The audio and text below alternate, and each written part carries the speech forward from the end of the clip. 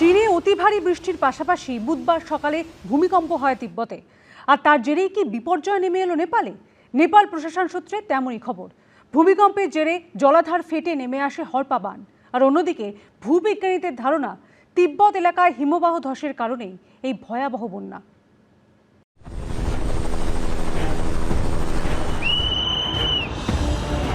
সুনামির মতো পাহাড়ের মাথা থেকে নেমে আসছে হিমবাহ গোলা জলের স্রোত। মুহূর্তের মধ্যে ধ্বংসস্তূপে পরিণত, ছবির মতো সাজানো নেপালের একাধিক জেলা।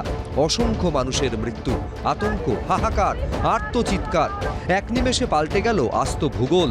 কিন্তু হঠাৎ করে কিভাবে নেমে এলো এই বিপর্যয়? নেপাল প্রশাসন সূত্রে খবর, চীনে অতি ভারী বৃষ্টির পাশাপাশি বুধবার সকালে ভূমিকম্প হয় তিব্বতে, যার জেরে হিমতাল জলাধার ফেটে বেরিয়ে আসে জল। অন্যদিকে ভূবিজ্ঞানীদের ধারণা, তিব্বত এলাকায় হিমবাহ ধসের কারণে হোতেকোশি নদীতে ভয়াবহ বন্যা দেখা দিয়েছে। তাদের মতে, বরফের একটি ধস তিব্বতের লেন্দে নদীতে পড়ে প্রবাহ আটকে দেয়। ফলে নদীর ওই জায়গায় জমতে থাকে জল এবং একসময়ে তা প্রবল বেগে নিচের দিকে ধেয়ে আসে।